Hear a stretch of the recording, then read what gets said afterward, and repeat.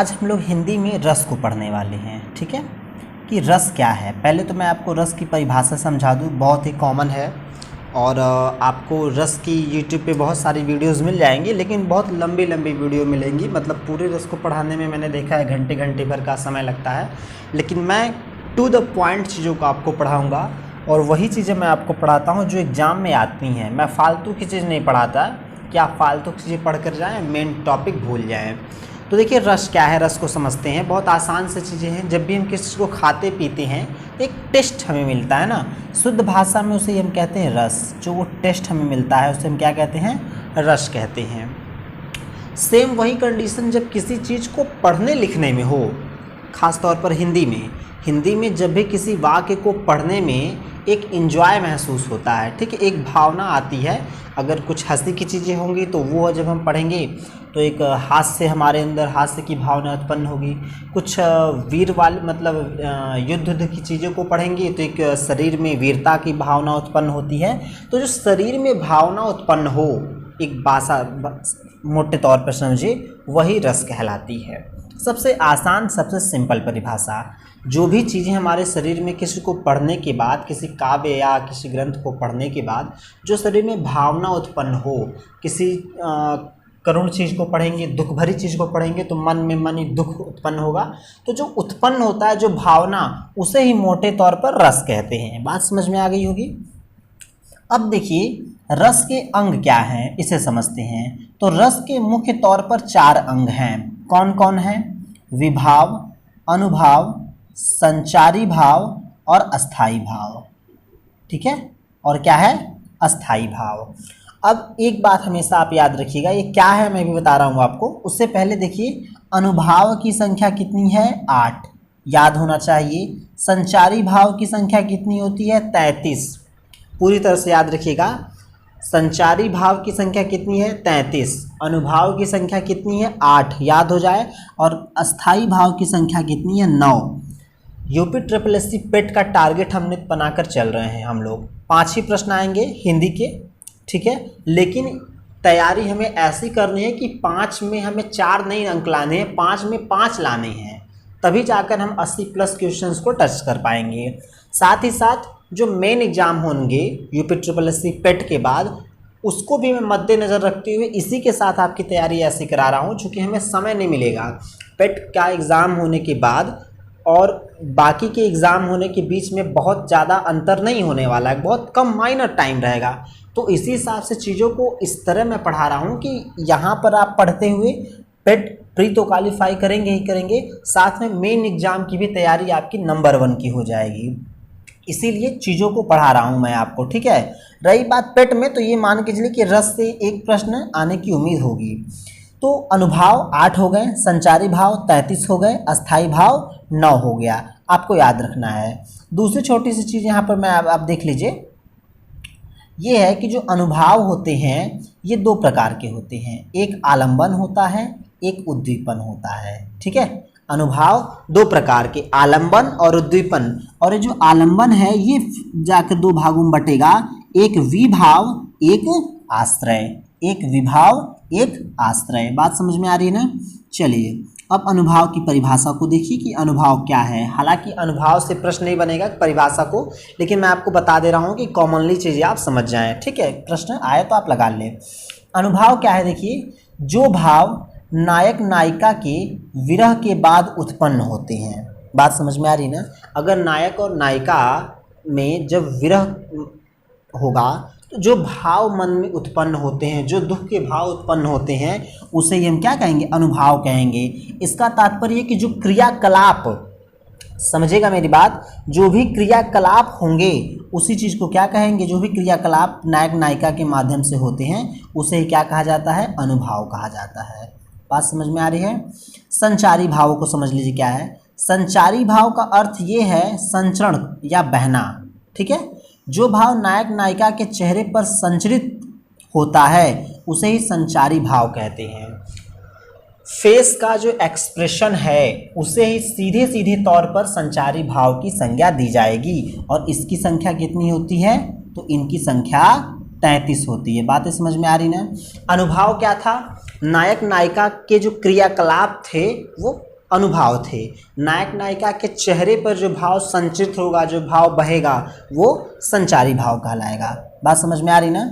अस्थाई भाव को देखते हैं क्या है कि संचारी भाव के पश्चात, मतलब जो चेहरे पर भाव उत्पन्न होगा उसके पश्चात जो भाव उत्पन्न होगा और वह कभी भी नहीं बदलते, जो भाव उत्पन्न होगा वो कभी भी नहीं बदलते। एग्जाम्पल में देखिए, जैसे आप मान लीजिए कोई कहानी पढ़ रहे हैं, हंसी वाली कहानी, तो कहानी जब तक आप पढ़ेंगे तब तक आपके मन में क्या होगा, हमेशा एक प्रकार का भाव उत्पन्न होगा, एक खुशी अंदर अंदर होगी, उसे हम क्या कहेंगे, अस्थाई भाव कहेंगे। ऐसा नहीं है कि आप कोई कहानी की पहली लाइन पढ़े और आप मुस्कुरा दिए, मुस्कुराने का मतलब है चेहरे पर एक आपके भाव आया, तो क्या वो जो मुस्कुराहट है वो पहले लाइन से लेके अंतिम लाइन तक होगी? नहीं होगी। क्यों? क्योंकि वो एक क्षण के लिए है, इसीलिए वह संचारी भाव है। और एक ऐसे भाव जो पहली लाइन से लेके अंतिम पंक्ति तक हो, उसे ही हम क्या कहेंगे, अस्थाई भाव कहेंगे। ठीक है, ये चीज़ें कॉमनली हैं, अगर आपको समझ में आती है तो अच्छी बात है, नहीं समझ में आती है तो कोई फ़र्क नहीं पड़ता है इससे। यहाँ से चीज़ें आपको याद होनी चाहिए कि रस की कुल संख्या 9 है। रस के कुल भेद कितने हैं? 9 हैं। याद रखना है कि रस के कुल भेद कितने हैं? 9 हैं। कौन कौन है? देखिए, पहला रस है श्रृंगार, फिर वीर, फिर करुण। अब देखिए कि जो संचारी भाव है, देखिए हर रस का एक अस्थाई भाव होगा और आपको रस में मेनली यहीं से प्रश्न आएंगे। जरूरी नहीं है कि कोई क्या नाम, कोई आपको पंक्ति दे कहे कौन सा रस है, वो ज़माना ख़त्म हो गया है। बहुत कम ऐसे प्रश्न बनते हैं कि उतनी बड़ी पंक्ति में आपसे एक रस पूछा जाए। अब सीधे सीधे रस दे देगा और उसका अस्थाई भाव आपसे पूछ लिएगा। तो देखिए, श्रृंगार रस की अगर हम बात करते हैं, ठीक है, तो श्रृंगार रस का जो अस्थाई भाव है वो क्या है? रति है। श्रृंगार रति। वीर उत्साह, जो वीर पुरुष होंगे उनके शरीर में क्या होगा? उत्साह होगा। तो याद कीजिएगा, वीर रस का अस्थाई भाव उत्साह। करुण, करुण का मतलब दुख और शोक। ठीक है, करुण का क्या हो जाएगा? अस्थाई भाव शोक। याद रखेंगे, श्रृंगार का रति, वीर का उत्साह, करुण का शोक। बात समझ में आ रही है? आगे बढ़े। आगे देखिए, हास्य का हास, आसान होगा। भयानक का भय, याद हो गया। रौद्र का क्रोध, रुद्र जी मतलब शिव जी हमेशा क्या है? क्रोधित रहते हैं, तो याद रखेंगे रौद्र का क्रोध। विभत्स, विभत्स का होता है जुगुप्सा। विभत्स का मतलब होता है घृणा उत्पन्न हो जाना, तो विभत्स का शुद्ध हिंदी क्या है? घृणा। तो विभत्स की क्या होगा? जुगुप्सा। यहीं पे लोग कंफ्यूज होते हैं, विभत्स जुगुप्सा। अद्भुत, अद्भुत का क्या होगा? विस्मय। भाई आसान है, अद्भुत का विस्मय। और शांत का क्या होगा? निर्वेद या वैराग्य। बात समझ में आ रही ना? एक बार फिर से रिपीट करूं मैं। हास्य का हास, भयानक का भय, रौद्र का क्रोध, विभत्स का जुगुप्सा, अद्भुत का विस्मय और शांत का निर्वेद या वैराग्य। बात समझ में आ रही है? चीज़ें क्लियर हो जा रही है ना? चलिए, अब हम लोग आते हैं श्रृंगार रस पे। ठीक है, श्रृंगार रस का स्थायी भाव क्या होगा? रति हो जाएगा। देखिए, बहुत ही आसानी से सिर्फ भावों को आप समझते जाएंगे, कोई समस्या आपको रस में नहीं होने वाली है। देखिए, श्रृंगार रस क्या है? श्रृंगार का मतलब वही सजना संवरना। तो सजना संवरना कहाँ होता है भाई? नायक और नायिका जहाँ होंगे। ठीक है, भाई लड़की को देख के लड़का सजता है और लड़के को देख के लड़कियाँ सजती हैं। ऐसा तो है नहीं कि आप अपने माँ बाप को देख के सजना संवरना स्टार्ट कर देते हैं। ठीक है, तो वही है। इसका मतलब क्या है कि जहाँ पर नायक और नायिका की बात हो जाए वहाँ पर श्रृंगार होगा, चाहे संयोग श्रृंगार हो चाहे वियोग श्रृंगार हो। अब समझिएगा कि जहाँ विभाव, अनुभाव तथा संचारी भाव के संयोग से रति नामक अस्थाई भाव रस रूप में परिणित हो, उससे श्रृंगार रस कहते हैं। ये मेंस में लिखने की चीज़ें बता दी है, चूँकि मेंस की नोट्स से ही मैं आपको पढ़ा रहा हूँ, इसलिए कि जब मेंस में आपको आएगा कि श्रृंगार रस क्या है, तो ऐसे आपको लिखना पड़ेगा। जहाँ विभाव, अनुभाव तथा संचारी भाव के संयोग से रति नामक स्थायी भाव रस रूप में परिणित हो, उसे हम श्रृंगार रस कहेंगे। ये मेंस में लिखने की परिभाषा है। साधारण मोटे मोटे शब्द में ये समझिए कि जहाँ भी नायक और नायिका की बात आ जाएगी वहीं पर श्रृंगार रस होगा, बाकी और कहीं भी श्रृंगार रस नहीं होगा। अब दूसरी चीज़ समझिए कि इसके दो भेद हैं। किसके? श्रृंगार रस के दो भेद हैं। एक संयोग श्रृंगार, भाई जहाँ पर नायक नायिका आपस में आके मिल जाएंगे, लाइक जैसे विवाह का उत्सव, वहाँ पर नायक नायिका मिलते हैं तो क्या होगा? वहाँ पे संयोग श्रृंगार होगा। लेकिन डाइवोर्स हो जाए अगर, ठीक है, कुछ लड़ाई झगड़ा हुआ, मनमुटाव हुआ, डाइवोर्स हो गया, तो वहाँ पर क्या होगा, वियोग श्रृंगार होगा। क्यों? क्योंकि अब वही नायक नायिका दूर हो रहे हैं। बात समझ में आ रही है? हालांकि वहाँ तो अपनी मनमर्जी से दूर होते हैं, लड़ाई झगड़ा इतना होता है कि प्रेम समाप्त हो जाता है, लेकिन वियोग में प्रेम रहता है, किसी कारण किसी मजबूरीवश लोगों को दूर हो जाना पड़ता है। ठीक है, तो वहीं की बात कर रहा है। अब एग्जाम्पल को देखिए, अर्थ आप समझ जाएंगे। राम के रूप में निहारती जानकी, ठीक है, राम के रूप निहारत जानकी, कंगन के नग की परछाई, ताते समय सुधि भूल गई, करते किरत पलटारत नाही। बात समझ में आ रही है? यहाँ पे देखिए राम और जानकी जी, मतलब राम और पार्वती जी के बारे में कह रहा है कि जब राम जी गए थे उनके वहाँ पे मिथिला में, तो वहाँ पे ये जो चौपाई है उसका वर्णन किया गया है रामचरितमानस में। बात समझ में आ रही है? तो यहाँ पर राम और सीता जी के प्रेम की बात कर रहा है। ये देख रहे हैं आप, ताते समय सुधि भूल गई, मतलब उनको देखते टाइम वो अपनी सुधि मतलब बुद्धि भूल गई। एग्जाम्पल से ये सीधे सीधे पता चल जा रहा है कि यहाँ पर नायक और नायिका में संयोग की बात की गई है। ठीक है, आगे बढ़ते हैं, फालतू चीज़ों को नहीं पढ़ेंगे, अर्थ सिर्फ आप समझ जाइए, बहुत आसान है चीज़ें। अब देखिए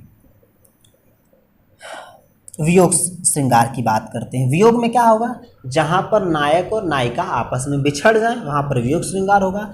अब यहाँ पे देखिए, अति मलिन वृषभान कुमारी, हरि सम अल अंतर भीमा, ता लालच नुहावत सारी, ज्यों नलिन हिम कर की भारी। इसको अगर आप पढ़ेंगे तो एक चीज़ समझ में आ रहा है कि जो कुमारी का तात्पर्य उसी लड़की की बात है कि उसकी स्थिति बड़ी गड़बड़ होती जा रही है।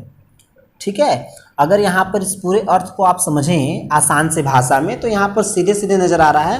हालांकि ये बड़ा डिफ़िकल्ट एग्जाम्पल मैं दे रखा हूँ, इसलिए आपको थोड़ा सा दिक्कत हो रही होगी समझने में, लेकिन आसान से लफ्ज़ों में अगर आप देखेंगे तो सेंटेंस को जैसे ही पढ़ेंगे तो आपको ये सीधे सीधे पता चल जाएगा कि नायक और नायिका में क्या है, वियोग की स्थिति उत्पन्न हो रही है। तो वहाँ पे कौन सा श्रृंगार होगा, वियोग श्रृंगार होगा। दूसरी चीज, वियोग श्रृंगार और करुण रस, मतलब वियोग रस और करुण रस, इन दोनों के बीच महीन सा अंतर होता है। कभी कभार प्रश्न इसी में देकर आपको फंसा देता है। बात समझ में आ रही है? चलिए आगे की ओर चलें। एक प्रश्न बहुत कई बार एग्जाम में पूछा है, इसको आप नोट डाउन जरूर कीजिएगा कि श्रृंगार रस को ही क्या कहते हैं, रसराज। रसों का राजा किसे कहेंगे, श्रृंगार रस को कहेंगे। कंठस्थ हो जाना चाहिए आपको कि रसों का राजा श्रृंगार रस है। ठीक है, आगे की ओर बात करें। चलिए अब आते हैं हम लोग वीर रस। ठीक है, वीर रस को पढ़ते हैं। देखिए, वीर रस अस्थाई भाव उत्साह, रट्टा एकदम मारना है कि वीर रस का अस्थाई भाव उत्साह है। उदाहरण देखिए, मैं सत्य कहता हूँ सखे सुकुमार मत जानो, मुझे यमराज से भी युद्ध में प्रस्तुत सदा मानो मुझे। मतलब ये लड़ाई झगड़े की बात कर रहे हैं भैया कि मैं सत्य कहता हूँ मित्र, मुझे सुकुमार मत जानिए, मतलब मित्र का मतलब वो प्रियतम की ही बात यहाँ पर भी है। यमराज से युद्ध में प्रस्तुत सदा मानो मुझे, मतलब देखिए लड़ाई झगड़े की बात की जा रही है, वीरता की बात की जा रही है, तो सीधे सीधे पता चल गया कि इसमें रस कौन कैसा होगा, वीर रस होगा। दूसरी चीज, वीर रस का स्थायी भाव क्या है, उत्साह, एकदम कंठस्थ होना चाहिए ये चीज़ें। ठीक है, आगे की ओर बढ़े हैं। चलिए आगे की ओर सीधे सीधे बढ़ते हैं, आते हैं करुण रस पे। करुण रस देखिए, करुण रस का एग्जाम्पल क्या होगा, अस्थाई भाव शोक, एकदम याद होना चाहिए। करुण रस का अस्थाई भाव शोक होगा। अब देखिए क्या है, पढ़िए, मेरे हृदय के हर्ष हा अभिमन्यु अब तू है कहाँ, दृग खोल कर बेटा तनिक वो देख हम सबको यहाँ। अब देख रहे हैं जब अभिमन्यु की मृत्यु हो गई, वीर गति को प्राप्त हो गए, तो वहाँ से इस सेंटेंस को उठाया, इस पंक्ति को उठाया गया है कि अर्जुन जो हैं वो क्या कह रहे हैं कि मतलब उनके हृदय के वो हर्ष हैं, अभिमन्यु तू है कहाँ, मतलब अभिमन्यु बेचारा एक्सपायर हो गया। ठीक है, आंखें खोल कर बेटा थोड़ा देखो हम सबको यहाँ पर, अर्थ इसका मोटा मोटा यही है। तो यहाँ पर क्या है कि भाई कोई एक्सपायर हो जाएगा तो कैसा वहाँ पे माहौल होगा, शोक का माहौल होगा। ठीक है, तो अगर शोक का माहौल होगा तो रस कैसा होगा, करुण रस हो जाएगा। बात समझ में आ रही है? तो सीधे सीधे यहाँ पर क्या पता चल गया कि कैसा रस है, करुण रस है। तो मैंने बताया ना कि जैसे ही आप पंक्ति को पढ़ेंगे आप समझ जाएंगे कि करुण रस कौन है, हास्य रस कौन है, उत्साह वीर रस कौन है, श्रृंगार रस कौन है, सारी चीज़ें आप समझ जाएंगे। तो ये तो आसान है, आपके लिए याद करने वाली चीज़ यही है कि करुण रस का स्थायी भाव क्या है, शोक है। चीज़ें क्लियर हो रही हैं? आगे की ओर बढ़ते हैं। ठीक है, चलिए आगे देखिए, हास्य रस। हास्य रस बताया, अस्थाई भाव हास, हास रस का अस्थाई भाव हास। अब देखिए जहाँ पर भी हंसी मजाक की बातें हो जाएंगी वहाँ पर कैसा रस होगा, हास रस होगा। ठीक है, एग्जाम्पल देखिए, विंध्य के वास उदास तपोव्रत धारी महावीर नारे दुखारे। ये लंबा सा सेंटेंस है, मैंने इतना ही लिख के इसको छोड़ दिया है, आधा अधूरा है, कन्फ्यूजन इसमें होगी। जब आप पूरा सेंटेंस पढ़ेंगे तो लास्ट में आपको पता चल जाएगा नहीं इसमें क्या है, खुशी की बात की गई है। ठीक है, इस एग्जाम्पल में दुखारे आया तो ऐसा ना समझेगा कि इसमें दुख की बात है। पूरा सेंटेंस जब आप पढ़ेंगे, मैंने आधा ही लिखा है, तो आप समझ जाएंगे कि यहाँ पर किसकी बात की रही, हंसी मजाक की बात है। तो रस कैसा होगा, हास्य, और अस्थाई भाव कैसा होगा, हास, अस्थाई भाव हास। चीज़ें क्लियर हो रही हैं एकदम, ये चीज़ें तो रट्टा एकदम मारनी ही मारनी आपको है। आगे की ओर बढ़ते हैं, चलिए अब आते हैं भयानक रस की ओर कि भाई भयानक रस क्या है। तो भयानक रस मतलब भय, जहाँ पर भय उत्पन्न हो, डर उत्पन्न हो, किसी चीज़ को देखने के बाद मन में क्या हो जाए, भय उत्पन्न हो जाए, वही भयानक रस होगा। ठीक है, भयानक रस का अस्थाई भाव भय। अस्थाई भाव तो कतई नहीं भुलाना है भैया, दुनिया में भूल जाइए, रस पढ़ना है तो रस में स्थाई भाव 100% याद होना चाहिए। ठीक है, देखिए अब आप इससे पढ़ लीजिएगा, फालतू चीज़ें हैं ये। ठीक है, रुरुआ चहुदिनी ररत डरत सुनके नर नारी फटफटाए दो पंख उलकहूँ रटत पुकारी। तो ये जब पढ़ेंगे ना, डरत सुनके फटफटाई, ठीक है, ये सारी चीज़ों को पढ़ने से पता चल जा रहा है इसमें भय है, भय की बात की गई है। तो भय होगा तो रस क्या होगा, भयानक, और अस्थाई भाव क्या हो जाएगा, भयानक का भय। बातें समझ में आ रही है ना, बहुत ही आसान है, बस आपको चीज़ों को समझना है। रौद्र, रौद्र क्रोध, जहाँ पर क्रोध की बात है। अब देखिए उत्साह और क्रोध में थोड़ा थोड़ा अंतर है, जैसे वियोग और करुण में अंतर था, वैसे उत्साह और क्रोध में थोड़ा अंतर है। उत्साह में युद्ध की बातें होंगी और क्रोध में युद्ध की बातें होगी, लेकिन उसमें एक क्रोध की भावना ज़्यादा प्रबल होगी। ठीक है, अब देखिए इसका रौद्र रस हो गया, अस्थाई भाव क्या है इसका, क्रोध। रौद्र रस का अस्थाई भाव क्रोध, ये स्टेप पूरी तरह याद हो, रौद्र रस का अस्थाई भाव क्रोध। एग्जाम्पल देखिए, जो भ्रातु हो आयस पाव हो कंदुक इव ब्रह्मांड उठाए हों। ठीक है, कहानी थोड़ा समझ लीजिए कि जब राम जी लक्ष्मण जी लोग मिथिला गए धनुष को उठाने, शिव धनुष को उठाने, जब बाकी लोग नहीं उठा पाए तो जो जनक जी थे, जनक जी, उन्होंने वो उठे और बड़े ही क्रोध से, बड़े ही दुख से, क्रोध नहीं दुख कह सकते हैं, दुख से सारे राजपूत राजाओं को उन्होंने उलाहना की कि कैसे ये राजपूत राजा हैं जो एक धनुष को नहीं उठा पा रहे हैं। तो इस पर लक्ष्मण जी बड़े क्रोधित हो गए थे। उन्होंने कहा कि जो भ्राता हूँ आयस पाऊँ, जो भाई साहब की मैं अपनी आज्ञा पा जाऊँगा तो कंदुक, कंदुक मतलब बॉल, ठीक है, गेंद, गेंद के समान इस ब्रह्मांड को उठाकर पटक दूंगा, इसकी उन्होंने बात की है। तो क्रोध में उन्होंने ये बात कही है, तो इसमें रस कैसा होगा, रौद्र रस होगा, और अस्थाई भाव क्रोध हो जाएगा। बात समझ में आ रही ना। आगे की ओर थोड़ा सा बढ़ें, चलिए विभत्स रस की पढ़ते हैं। विभत्स मतलब मैंने कहा घृणा, याद रखिएगा विभत्स का तात्पर्य होता है घृणा। जब किसी सेंटेंस को मतलब पंक्ति को पढ़ने के बाद घृणा की भावना उत्पन्न हो जाए तो वहाँ पर क्या होगा, घृणा मतलब विभत्स रस होगा। और स्थायी भाव जुगुप्सा, कई बार एग्जाम में पूछा है कि विभत्स रस के इसका स्थायी भाव कौन है, तो जुगुप्सा है। पढ़िए थोड़ा सा, रवि के दारुण आतप से, रवि के दारुण आतप का मतलब सूर्य की जो खतरनाक किरणें उसी की बात कर रहा है, दुखदाई किरणों से झुलसी धरती की घासें, जो धरती है उसकी जो घासें हैं वो क्या हो गई, जल गई हैं और मुरझा गई हैं। जैसे इस समय आपको पता होगा करंट में कि कनाडा में 49 डिग्री सेंटीग्रेड तापमान हो चुका है, ठंडा प्रदेश है, कभी इतनी गर्मी वहाँ पड़ती नहीं है, वो हीट डोम के कारण हो गया है और कई लोग गर्मी के कारण एक्सपायर हो जा रहे हैं। सोचिए जहाँ भी 50 डिग्री सेंटीग्रेड तापमान हो जाएगा ना, हालत ख़राब हो जाएगी। कई लोग गर्मी के कारण कनाडा में मर रहे हैं। जो ब्रिटिश कोलंबिया उसका राज्य है, वहाँ पे जो क्या नाम है, क्यूरेशिया की धारा है, जलधारा, गर्म जलधारा, और अलास्का की गर्म जलधारा, इन्हीं दोनों के कारण इतनी गर्मी पड़ रही है कि 50 डिग्री सेंटीग्रेड तापमान बढ़ गया है, हीट डोम क्रिएट हो चुका है, जिससे लोग बड़े परेशान हैं। तो उसको तो मान लीजिए करंट का मुद्दा था, छोड़िए यहाँ देखते हैं। रवि के दारुण आतप से झुलसी धरती की घासें, मतलब समझ रहे होंगे आप, सर्दी गर्मी से लड़कर बजबजा रही थी लाशें, लाशें बजबजा रही थी। ठीक है, अगर आप रास्ते में जाइए, कोई कुत्ता ही मरा हो, ठीक है, और अतड़ी फतड़ी उसकी अगर बाहर है तो देखकर बड़ा ही घृणा का भाव उत्पन्न होता है, ठीक ना। तो जिस वही जो घृणा है उसे ही क्या कहते हैं, विभत्स रस कहेंगे। और अस्थाई भाव क्या होगा, जुगुप्सा। रस कैसा होगा, विभत्स। अस्थाई भाव जुगुप्सा, रस विभत्स, अस्थाई भाव जुगुप्सा। ये बार बार इसलिए टोक रहा हूँ कि यही पूछेगा आपसे, ये नहीं पूछने वाला, यही पूछेगा, ये याद होना चाहिए। ठीक है, चलिए आगे की ओर बढ़ते हैं और यहाँ पर चीज़ों को देखते हैं। अद्भुत रस, एक स्टेप थोड़ा सा ये देख लीजिए, क्या है कि विभत्स रस को रसों का दास माना जाता है। जैसे श्रृंगार रस को रसों का राजा मानते थे, वैसे ही विभत्स रस को, घृणा के रस को क्या मानते हैं, रसों का दास मानते हैं। ठीक है, विभत्स रस को नाट्य कला में स्थान नहीं दिया जाता है, क्योंकि नाट्य कला में ऐसे चीज़ों को प्रस्तुत करते हैं जिससे नाटक का अर्थ निकले, और ये ऐसी चीज़ें होती हैं कि नाट्य कला में इसे प्रस्तुत करना बहुत ही डिफ़िकल्ट काम होता है। ठीक है, अब देखिए अद्भुत रस की बात करते हैं। अद्भुत रस अस्थाई भाव विस्मय, कंठस्थ कर लीजिए। अद्भुत रस का अस्थाई भाव विस्मय है।